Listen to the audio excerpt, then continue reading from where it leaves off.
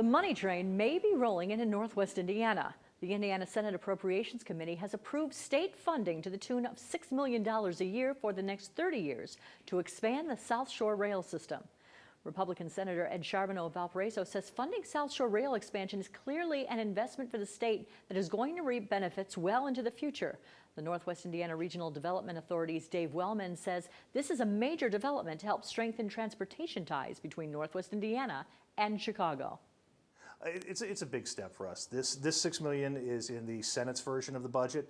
It now goes to a conference committee so that the House budget and Senate budgets can be reconciled. What it means is that we will have the funding necessary between the state's contribution, the RDA's contribution, and the local contribution to build the Westlake Corridor expansion to the South Shore line. The Westlake Corridor project would extend the South Shore rail line for 9 miles connecting Dyer and Hammond. Supporters say the project will bring increased revenue to Northwest Indiana and help grow property values. A group opposing the Indiana Utility Regulatory Commission's approval of a NIPSCO modernization plan has won a victory at the Indiana Court of Appeals.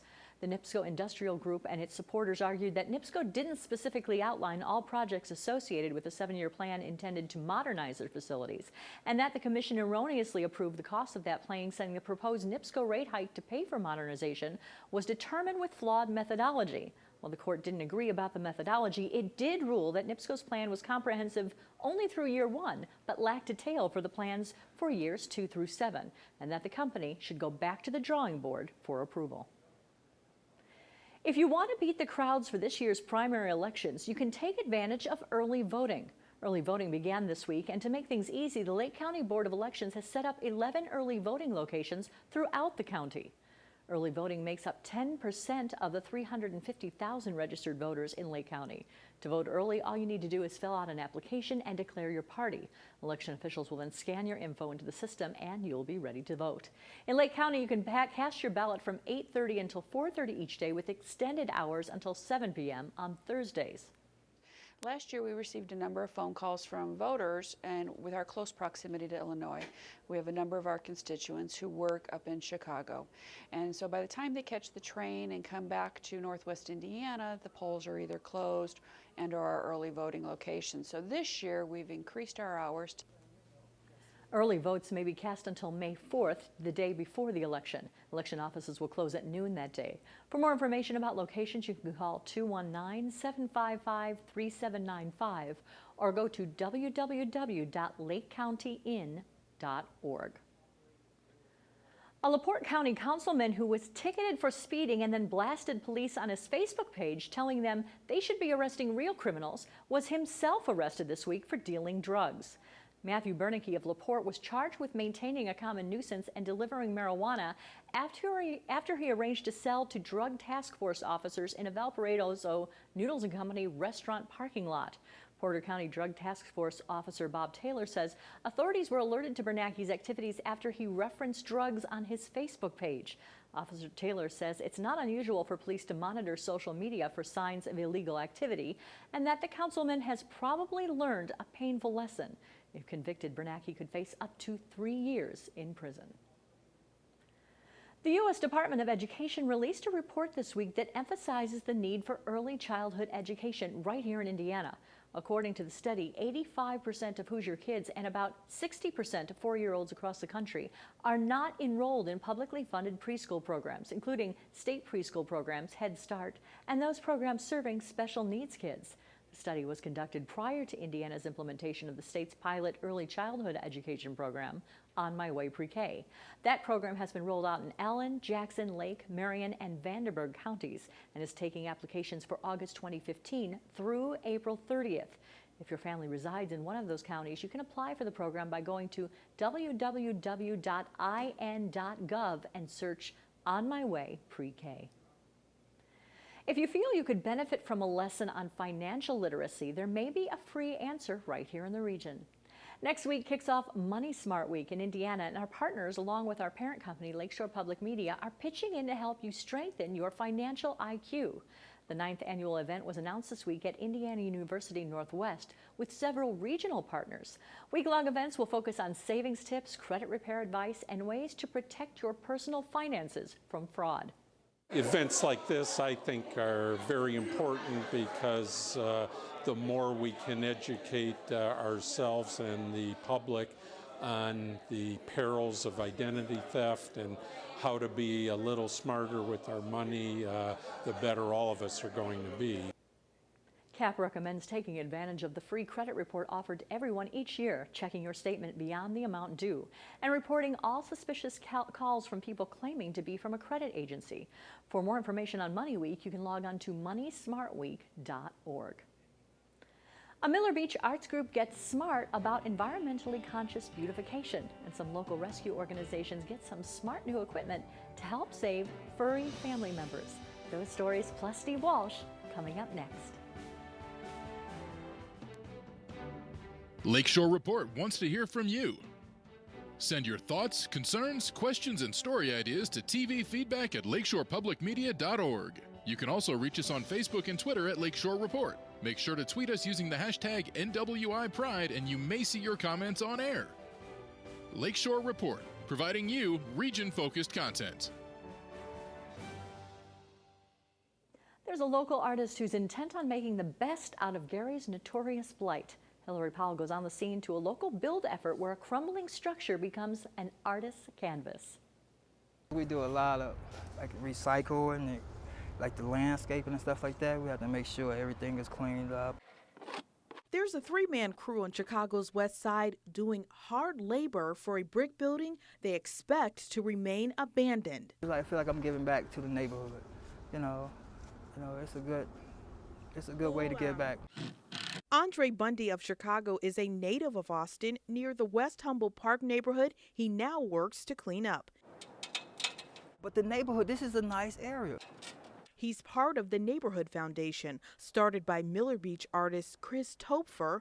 The project fights blight with art. Change is always good, and everybody wants a nice place to stay.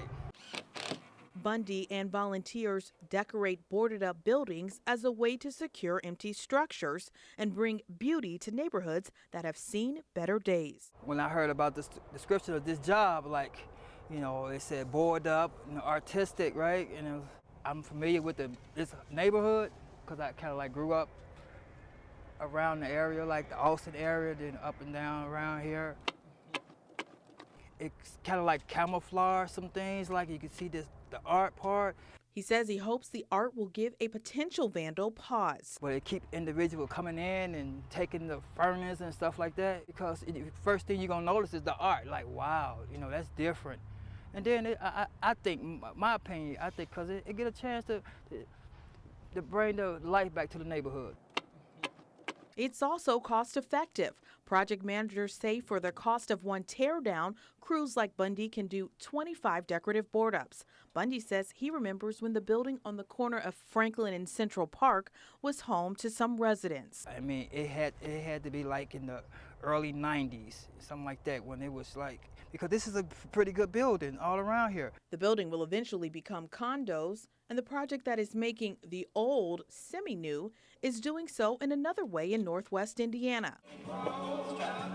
People really seem to find something in this that they enjoyed. The Neighborhood Foundation's founder was inspired to turn trash into treasure after completing a decorative board-up in Gary. And he was doing a clean out of a building here on Lake Street and found all kinds of things that he didn't think should be thrown away. It was an old hardware store that had been left empty for years and years. And so he thought, well, I should do something with this. What came next was Art from Excess, a gallery at the Miller Beach Arts and Creative District where every display used to be debris. They all have different medium, but they all have a similar interest in the environment, and many of them have made a commentary on how we have a throwaway society, and you really don't need to, because you can make beautiful things out of things that other people consider trash. It's a lesson put into action by Bundy. I think everybody deserves a good place to live and a safe place. Everyone is worthy that the life has to offer, the best that life has to offer. You have to always think outside the box. In Chicago, Hillary Powell, Lakeshore Report. A portion of the proceeds from the Art in Excess exhibit will go to the Neighborhood Foundation and their upcoming projects in Gary. There's still time to catch the installation, which runs through the weekend. You can check our website, lakeshorepublicmedia.org, for more information. According to some fire safety sources, thousands of pets die in fires each year from smoke inhalation. Local fire departments say one of their biggest concerns is people running back into homes to try to save their pets. Well, a new program may now have the answer to keep both people and pets safe. When a fire strikes, there is a frantic rush to get to safety. Pets are often left behind. But now, with new tools, some fire departments are now able to give those pets the help that they need. This black 2-year-old poodle named Lady is this woman's little bundle of joy, and she would do anything for her, including running into a burning building to save her. Because they are a part of the family, just like everyone else. Mom and dad and children and pets. Thanks to the program called Project Breathe from the Invisible Fence Company of Northwest Indiana, there is now help for pets who are trapped in fires. The company donated a device to the Lake in the Hills Fire Department. Valparaiso vet Lisa Booth has been teaching firefighters how to use the device. It's got this little diaphragm hole on it, and they just put it over the nose like this, and they hook it up to their oxygen source, and they just give the dog oxygen. Dogs breathe primarily through their nose, so if their mouth is closed, it's okay. They can just take the oxygen in this way. Dr. Booth also teaches animal CPR. I know I have the heart in between my hands, and I want to compress 1/3 of the width of the dog's chest to make sure I'm getting good blood flow and good compression of that heart. Another animal lover donated an animal oxygen mask to the Valparaiso Fire Department. Stressful situation after a fire. If we can save somebody's pet, we don't want them to run back into a house to go after their animal. Most of the time, the pets will find their own way out. But if we have to go in there and bring them out, it's comforting to the homeowners or whoever may be affected by the fire. We could get them that much needed oxygen, and you'd be surprised at how quick an animal can turn around just by getting that supplemental oxygen. Dr. Booth also has a non-for-profit that gives animal first aid kits to police canine units so they can care for their dogs in an emergency. Officer E.J. Hall of the Valparaiso Police Department says the kit gives him peace of mind knowing he can take care of his dog if needed. It gives us a remedy if one of our dogs was injured, at least to sustain them until we could get them to a vet if it was a serious injury. If it was like a split paw or a split nail or a laceration to any part of them, we're able to treat that right on scene, disinfect it, clean it up, try to get the bleeding to stop. Also, if they were to ingest anything, it gives us some tools to use to kind of induce vomiting to make sure our dogs are safe on the street. Oh yes, I feel like my animals are my family. I mean, they're part of my family and they're part of their family, and that's why I have taken this on and wanted to do this, because I felt it was really important for the fire departments to know how to save animals just like they know how to save people. Dr. Booth is hoping to convince more fire departments to join in this effort. Her hope is that they will buy these dog oxygen masks and will have one in the fire department near you very soon. I'm Stephen Lattimore for Lakeshore Report. The Invisible Fence Company has also made animal oxygen mask donations around the country. Dr. Booth says she has sent her canine first aid kits to police officers all over the United States. When you use an exfoliating cleanser, you may think you're doing something good for yourself, but the microbeads cleaning your face might be dirtying your environment. Lakeshore Report's Steve Walsh has more.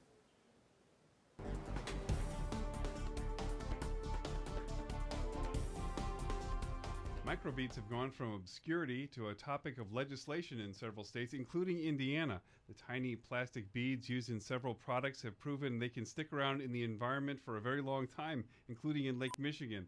To talk about it, we have Jennifer Kotick, who is the engagement director for the Alliance for the Great Lakes. Jennifer, welcome. Thanks for having me, Steve. All right, so what are microbeads and why are they not good? Sure. Microbeads are tiny little sort of round plastic particles that are included in personal care products. So things like facial scrubs, body washes, even some toothpastes. And they're supposed to help you, cleanse your skin or your teeth or whatever. But the problem is once you use that product and wash it off, it goes down the drain, and ultimately those little tiny plastic pieces end up in our waterways. And they're tiny. They're like the size of salt, little salt beads. Exactly. They're little tiny pieces. Some of them you can't even really see. You would need a microscope. So they're, really difficult to treat before they end up in our waterways. All right. So I mean, how long have these things been around? Is this something that we're just realizing now is a problem in the environment? You know, these products have been around for a while, but frankly, it's just been the past couple of years that we've realized that they're a problem for our waters. So a researcher, Dr. Sherry Mason, who is with the State University of New York's Fredonia campus, so near Lake Erie, started an expedition 2 or 3 years ago looking at the issue of plastic pollution in the Great Lakes. And as they were going around the lakes and sampling, they discovered, millions and millions of these tiny little plastic pieces. And then they started asking the question of, well, where are they coming from? And ultimately traced it back to those personal care products we're using. And we actually had her on a while ago, before all this really started to kick up. And there's a lot of talk about plastic in the oceans and how big of a problem that is. And she said you're actually finding more plastic in Lake Michigan than you were finding in the ocean at this point because of these microbeads. Yeah. It's a huge problem for the Great Lakes, especially when you think about the fact that this is the world's largest freshwater resource. It's our drinking water. It's a recreation resource for millions of Americans and Canadians. So it's certainly an issue of concern, and I think that's why so many folks have raised concerns about this. And what is this? Do we know what it's doing out there in the environment? It's accumulating in the fish, right? Well, we know that fish and wildlife, especially waterfowl, birds that spend time around the water, are consuming plastic. So researchers have looked at, the contents of fish guts and said, oh, there's plastic in there. Fish confuse these teeny little pieces for, algae or other food items that they might eat. We don't quite know what the cumulative effects are, beyond the fish, if it's going and causing further problems up the food chain yet. I know that researchers are looking at that. But it's just not okay that fish are consuming plastic instead of the natural things they should be consuming so that they can grow and thrive. And often with science, it takes a very long time for people to react to those kind of findings. But actually, lawmakers are reacting pretty quickly to this. Illinois banned these microbeads, last year? Yeah, so last year, the state of Illinois was the first state in the U.S. to pass legislation to phase out the manufacture and sale of personal care products with microbeads in them. And of course, as we know, the Indiana General Assembly just passed legislation and sent it on to Governor Pence here. So states are stepping up pretty quickly on this issue, which is great to see. And there's also, I believe Michigan is also looking at a similar bill, so... Yeah, so bills are popping up all over. Almost every Great Lakes state right now is considering legislation, from New York to Wisconsin and Minnesota, Michigan, as you mentioned, in between. And I also should note that most of the major personal care product manufacturers, so Johnson & Johnson, L'Oreal, Procter & Gamble, once this issue was brought to their attention, said, we're going to voluntarily phase these out. So we have sort of a two-part approach. The companies are saying we're going to phase it out, but the legislation is just making sure the issue is settled. Jennifer Caddick, she's the engagement director for the Alliance for the Great Lakes. Thank you so much for being on. Thanks so much, Steve. Twice a month, Lakeshore Report teams up with the Society of Innovators of Northwest Indiana to showcase some of the most forward-thinking ideas and people the region has to offer. This week, a local group is rediscovering the Grand Kankakee Marsh, which was once a grand wetland akin to the Everglades of Florida. Over time, development overtook these Everglades of the North, and its history was glossed over. Now, those intent on uncovering its proud local history have produced an award-winning documentary on an ecosystem that's right in our backyard.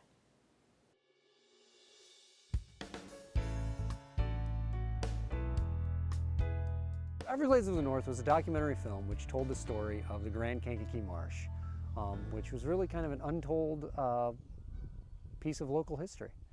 It's this unique story of history, mystery, and lore. It was one of the largest inland marshes in North America that kind of got lost through the passage of time. Jeff Manis was really the first inspiration because he grew up on the river, so you kind of lived through his eyes of what he saw as a child, the history. I was fascinated. I approached Patty about it. I go, this is a heck of a story. I can't believe that no one's done this yet. So, this is a heck of a topic.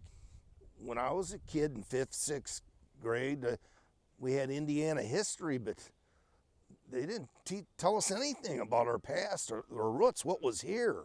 It started out me and Patty Patty and I for the first 2 years probably, and it just, we were troopers doing the best we could.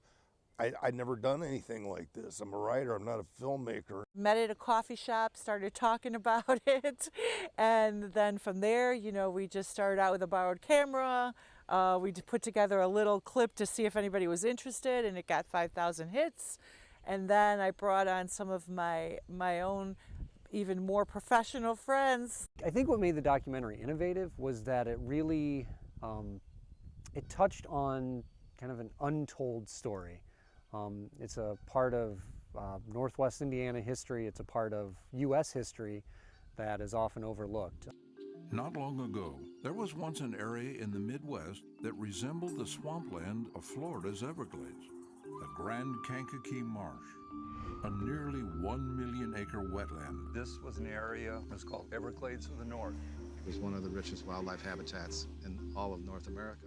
Since the documentary, many things have happened because I think it's created an awareness of what was here and what's possible, what happened to it, and what could possibly be for the future of it. And so through that awareness, people have been talking about restoring parts of the marsh, bringing back some of the, you know, the wild areas. Powell Moore, in his book, he called this area, the whole northern region of Indiana, Indiana's last frontier. And it really is Indiana's last frontier. This was the Wild West before the West was the Wild West. And so I think it shows the interconnectedness of all of us to life on the planet, to nature. And I think we lost that somewhere in the 20th century. And I think this documentary brings us back in touch with that. For more about Everglades of the North and the Society of Innovators, you can visit www.nwisoi.org. And for more on this or any of our stories, you know you can always go to our website at lakeshorepublicmedia.org. We want to thank you so much for joining us. We hope to see you next time on Lakeshore Report.